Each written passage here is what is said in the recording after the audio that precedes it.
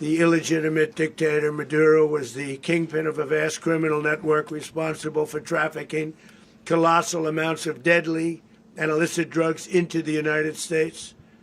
As alleged in the indictment, he personally oversaw the vicious cartel known as Cartel de las Solas, which flooded our nation with lethal poison responsible for the deaths of countless Americans, the many, many Americans. Hundreds of thousands over the years of Americans died because of him.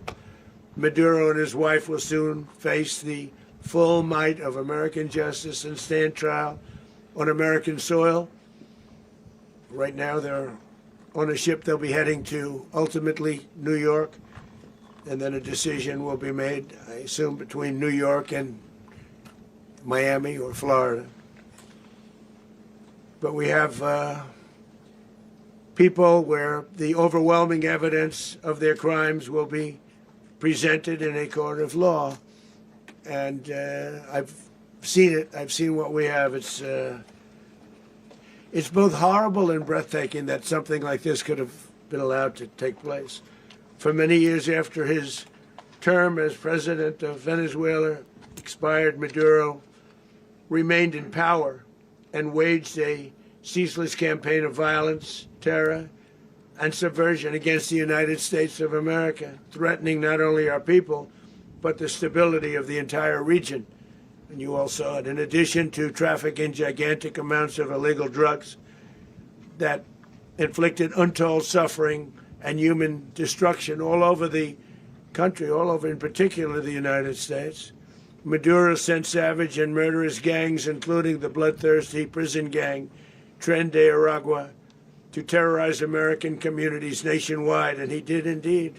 They were in Colorado. They took over apartment complexes. They cut the fingers off people if they called police. They were brutal, but they're not so brutal now. And I just have to congratulate our military, Pete and everybody, and our National Guard, because the job that they've done, whether it's in Washington, D.C., where we have a totally safe city, where it was one of the most unsafe cities anywhere in the world, frankly, and now we have no crime in Washington, D.C. We haven't had a killing. We had the terrorist attack a few weeks ago. A little bit of a different kind of a threat, but we haven't had a killing in a long period of time, 6, 7 months. We used to have two, on average, 2 a week in Washington, our capital. We don't have that anymore. The restaurants are opening. Everyone's happy. They're going, they're walking their daughters, they're walking their children, their wives, they walk to restaurants. Restaurants are opening all over Washington, D.C.